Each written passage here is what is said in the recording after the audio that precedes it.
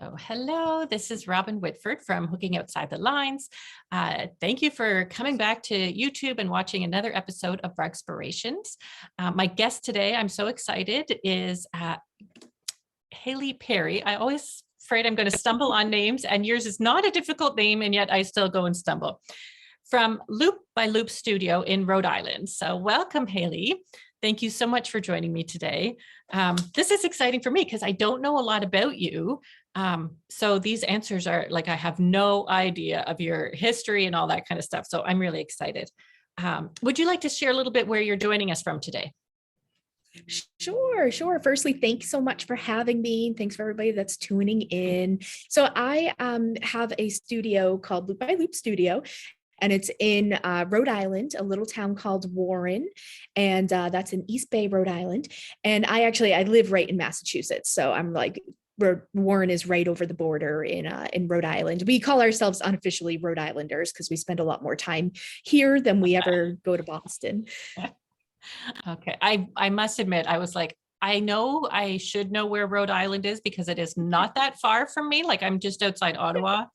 So I know I've driven to New York City and I know Rhode Island and I know all those and I know Boston, but I had to pin it on a map. It'd be kind of embarrassing. That's okay. It's easy to miss. It's the tiniest state. So yes. Okay. Well, we'll get right into our questions, but as always, I invite, sometimes we never know where it'll take us. Yeah. But what or who got you started and when? I'm adding that into rug hooking. So I'm going to try to keep that concise because rug hooking's been a part of my life for a long time. So I learned way back when I was probably about 30 years ago, because it goes back multi-generations in my family. But what really brought it back to the current generations is that my aunt and my mother both learned how to rug hook and really stuck with it about 30 years ago when they were introduced to rug hooking classes. My aunt is a woman named Deanne Fitzpatrick, who a lot of rug hookers know. And she has sort of taken it to a level where she uses it as an intense artistic expression. She also has a really,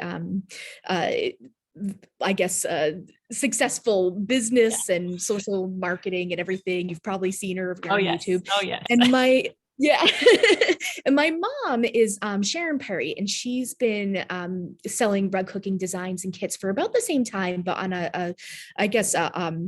more on third-party websites, and she's always sort of done it in a part-time capacity. But so when I was growing up, I learned how to do it, but didn't really give it much thought. I actually went away to art school, so I have degrees in painting. And when I came out of grad school in 2011, I guess, I thought it would be a really good idea to start up a creative business. And of course, I have rug hooking at my fingertips right here. I'm very blessed to have such access to rug hooking, to understand how to do it.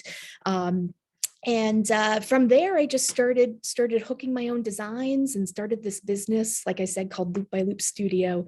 And then once establishing my business, I now use rug hooking as sort of my own artistic expression, which was something I maybe didn't anticipate when I started. Yes. Okay. That's what I was wondering. Was it sort of business first? I mean, as a young person coming out of university, you're like, oh, I got to have a career, or, I'm sure, at least I remember that feeling for myself.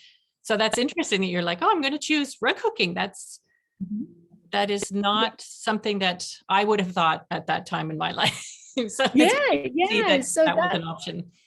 That's the thing. I have these role models in my life who are entrepreneurial in the arts. And obviously that was very sort of enticing to me, wanting to work with my hands and have this creative lifestyle. So, it took some time to build up. I worked a full-time job for quite a few years while establishing the business, but now I've been doing it full-time for about 6 years. And like I said, my painting and my rug hooking has somewhat fused. So the rug hooking has become really satisfying in that way. And do you still paint? I do. Oh, Yes. Yeah. Yep. I paint a lot. A lot more actually. I think the rug hooking has actually helped me get back into it. There's a oh, time, well, like I said, working full time, it was a little harder to have a lot of creative practice in my life, but I've been able to do that. And like I said, it's been really satisfying. oh, I have so many questions now. Um, Sure. Yeah. well, one of them, I started painting before I found rug cooking because I was not exposed. My mom did all kinds of crafts, sewing, quilting, all that kind of textile. But rug cooking, where I grew up in Quebec. Um, Mhm. it was just not something I'd heard of. I literally had no idea. If somebody said it, the only thing I could picture was a latch hook, and that I had Yeah. done from, the Yeah. kit from Walmart or whatever.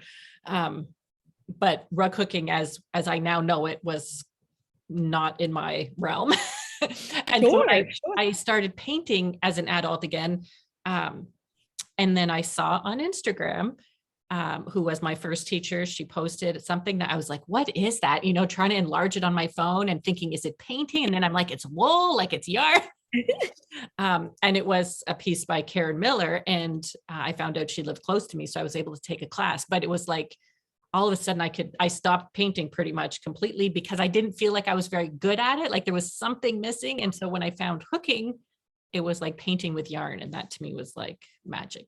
Sure, sure. Yeah. Well, I agree. I think like there's a lot of crossover in the two mediums, mostly because, making rugs, it's mostly two-dimensional. Painting tends to be two-dimensional. But the interesting thing that I never realized is, so I'm an abstract painter mostly. That's sort of my realm, and a collage artist. And it's so interesting because I found the applying paper and different sort of found objects to the canvas with your hands, and you're feeling things. It's very tactile. I was like, oh my gosh, this so makes sense that, once I got more into rug hooking, how much that tactile, you know what I mean, like was Yes. satisfied in both mediums. Yes. So now I do a little less collage. I'm mostly into watercolor and gouache, but just in very much a playful sense. I don't feel like you have to necessarily be good when you're just kind of letting the medium flow. And that's what I'm sort of doing right now. Oh, that's so exciting to me. Yeah, good. Do you have a favorite part of the process, like planning a new rug, working on it, finishing, shopping for supplies, or gathering supplies? Like, if you had to pick one, could you? And what would it be? Actually, yes. I am so excited to design a rug and to pull loops. I am not I wouldn't consider myself like a technician. I don't get super excited by new techniques or, trying something that's really difficult as far as like sewing or construction. I mean, I get by, but for me, it's all in making the image, is what really excites me. And I think that's because that's when I'm thinking about color the most. And I think color is really the driving force in my making. So I think that's why I'm always excited when I'm pulling loops and playing with yarns and touching them. Yeah. Oh, yeah. Me too. Although I did see a video you did I think it was recently, I saw it recently, about you hemming the back of a very complex shaped rug. So Yeah. you definitely have the technical skills to make it look really good. I could see it maybe not be as exciting, but still a technician because you make it. Yeah, that's the thing. I can get by, but when it comes to learning a lot of different techniques Yeah. for like finishing or just like additions to my rugs and things, it's somewhere that I lack. But always willing to kind of learn a little bit more because I think that can also drive your work in interesting places. Yeah. Yeah. It's a challenge, definitely. Um, Mhm. is there something that you wish you'd learned earlier in your sort of rug hooking journey? Now, being that you were exposed to it so young, maybe not, but or something that you wish you could share or pass on to new hookers so that they might have a little bit less stress or angst over part of the process. Sure, sure. Well, I think like sort of I resisted using it as a storytelling tool for a long time.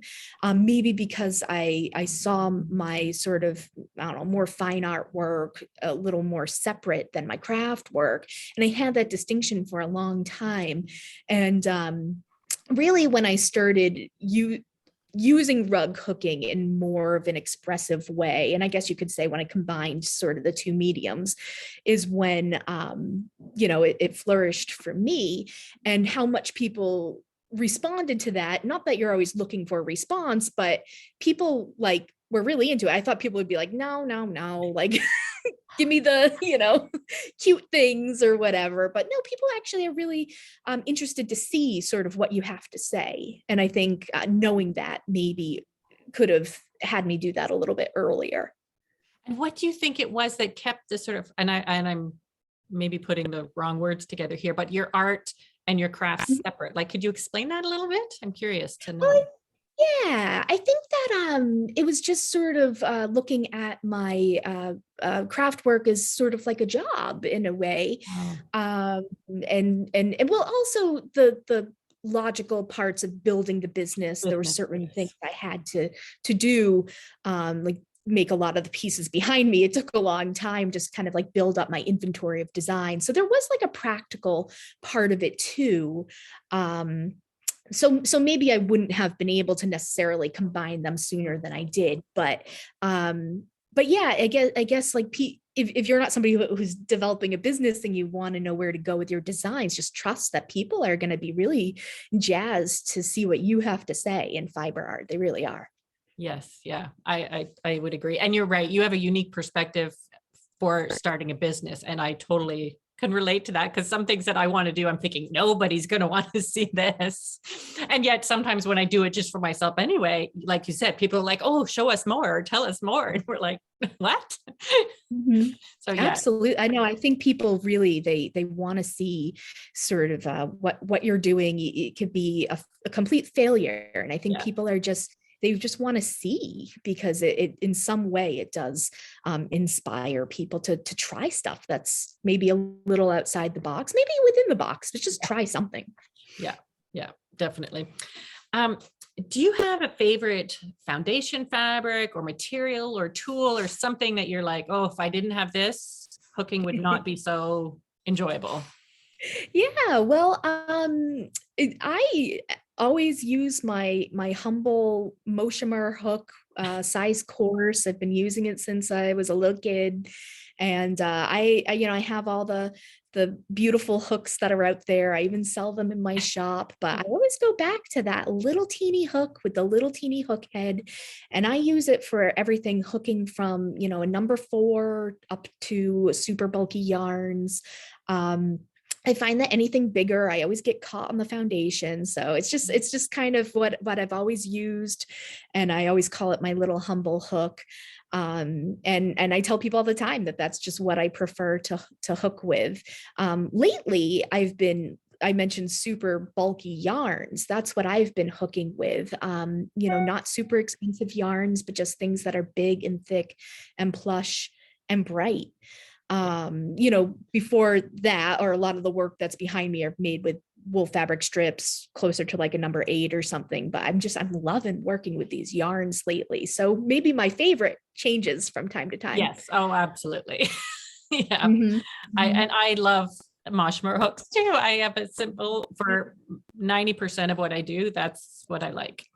Yeah. Yeah, So yeah. sometimes simple is better. Now I'm curious though, Right. do you use a Shetty Camp frame, or do you use a gripper strip, or what is your preference? Oh, I use a Chettycamp frame. It's from Deanne's studio, and actually the one that I have set up in my house, which is where I do most of my hooking, it was given to me as a wedding gift way back 10 years ago when I got married. So I always kind of look at it as my little, it has a little sentimental value to me, but that's what I was sent by Deanne to start hooking more and more. So I love it. I do most of my hooking on the Chettycamp frame. If I'm going to travel, I actually prefer a hoop. It might be because I'm working with more yarns lately. I just find it a little bit easier, but I keep it simple.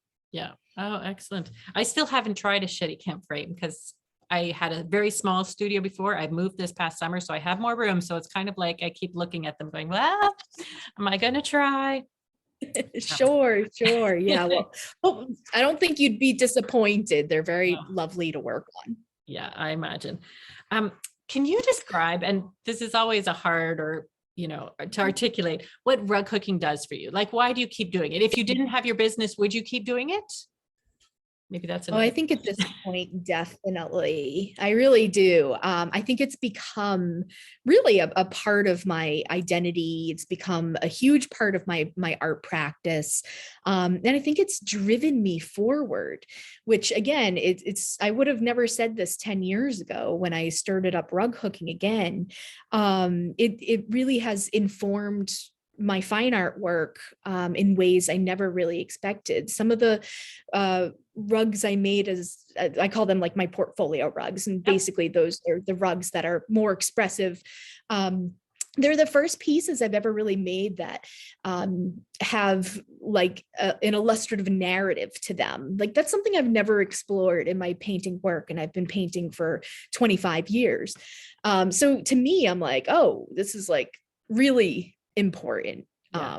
work for me to be doing and to be growing upon. And not only that, but I see myself as hopefully, I don't want to like assume something, Yeah. but maybe contributing to rug hooking and lifting, the craft Mhm. in as much as I can, I think is important to me now. That was probably important when I started my business, but continues to be important for me to keep promoting this craft and seeing, what places I can take it. Yeah. Oh, that's fascinating. And it made me think of another question. Do you Mhm. ever combine painting, like painting on your linen with your hooking? I have not. It's not something that I've thought about it, and it could happen, but it's not something I've done as of Yeah. yet. Okay. I have just played with it for fun and I've seen a few other people do it and I'm like, oh, that's so interesting. So I was wondering anyway. Mhm. Oh, for sure. I'll keep an eye out because in case you Yeah. decide to. Now, I have a photo of a rug that you shared with me that I'm in love with it. And Thank it you. is very expressive and it is very painterly. Like I really feel like I could see an equivalent done in, delicious thick paint. So I'm just going to share my screen so you can talk about it a little bit. Oh, sure. Wow. There we go. Can you see that? Okay. I can. Okay, Yes. perfect. Yes. So yeah, you called it linked. Is that correct? Yeah, so this is it's the last rug I hooked in 2022, and I just finished it last week, like literally finished the edges. So now it is sort of a free wall piece. So all the white you see there is negative space either around or within the rug. And I have been working with hands and arms for a little while, a few years in my work as what I call it, the sort of part of my visual language or my iconography of like using it as like an expressive storytelling device, this image of hands. And in this piece, the hands are now linked and coming together. I've also been exploring shaped pieces. So it just makes sense that now I'd start putting the hands together with shapes. Obviously using a lot of yarn and kind of they're not using local color. They're very wild and Yeah. colorful, and to me almost like a celebration of hands in a way. But yeah, and then in the negative space is also kind of becoming meaningful as well. I'm sort of playing with space. Like to me, I read it as a, a person whose hands are coming together in front of them.